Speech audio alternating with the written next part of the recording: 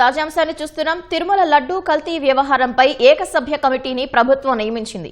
విశ్రాంత ఐఏఎస్ అధికారి దినేష్ కుమార్ నేతృత్వంలో ఏర్పాటైన కమిటీ 45 రోజుల్లోగా ప్రభుత్వానికి నివేదిక ఇవ్వాలని సీఎస్ ఉత్తర్వులు జారీ చేశారు.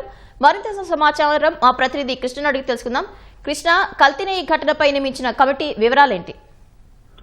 పవిత్ర, ఏదైతే తిరుమల కల్తీ లడ్డు వ్యవహారానికి సంబంధించి సిట్ అటు కోర్టులో ఛార్జ్ షీట్ దాఖలు చేయడంతో పాటు ప్రభుత్వానికి ఒక లేఖ కట్ట రాసిన విషయం తెలిసిందే. ఈ లేఖ మీద కేబినెట్ గత మంత్రివర్గ సమావేశంలో కూడా సుదీర్ఘంగా చర్చించి కొన్ని ఇన్వెస్టిగేషన్ లో కొన్ని గందరగోళ పరిస్థితులు ఉన్నాయి. ఛార్జ్ షీట్ ఇంకా అధికారికంగా బయటికి రానందున దీనికి సంబంధించి ఒక కమిటీని ఏర్పాటు చేసి నిర్దిష్ట కాలపరిమితిలోగా దానికి సంబంధించి ఒక నివేదిక కోరాలని చెప్పి ప్రభుత్వం పోయిన కేబినెట్ సమావేశంలో నిర్ణయం తీసుకుంది.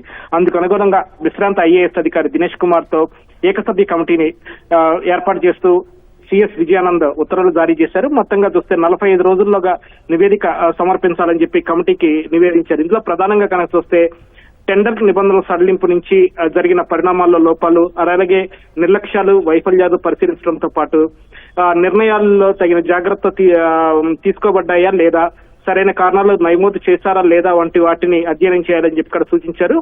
గుర్తించిన లోపాలను అధికారులు సిబ్బంది పైన పాలనా బాధ్యత ఎంతవరకు ఉంది ఏంటి అన్న దాని మీద కూడా గుర్తించాలని చెప్పి కోరటం జరిగింది. అలాగే తగిన పరిపాలన లేదా క్రమశిక్షణ చర్యలు ఏమైనా తీసుకున్నారా, ఏదైతే సిఎఫ్టిఆర్ఐ నివేదిక అటు గత 2022లోనే వైసీపీ ప్రభుత్వ హయాంలో ఈ లడ్డూలో కల్తీ జరుగుతుందని చెప్పి నివేదిక ఇచ్చినందున ఆ తర్వాత జరిగిన పరిణామాల పట్ల ఎవరు దానికి బాధ్యులు, ఎందుకు ఈ మేర నిర్ణయం చర్యలు తీసుకోలేదన్న కోణంలో కూడా దర్యాప్తు చేయాలని చెప్పి ఏకసభ్య కమిటీకి ఆదేశాలు జారీ చేశారు. అలాగే కమిటీకి ఏదైనా రికార్డులు కావాల్సి వస్తే లిఖితపూర్వకంగా కోరి తీసుకోవచ్చు అని చెప్పి ఇక్కడ స్పష్టం చేశారు.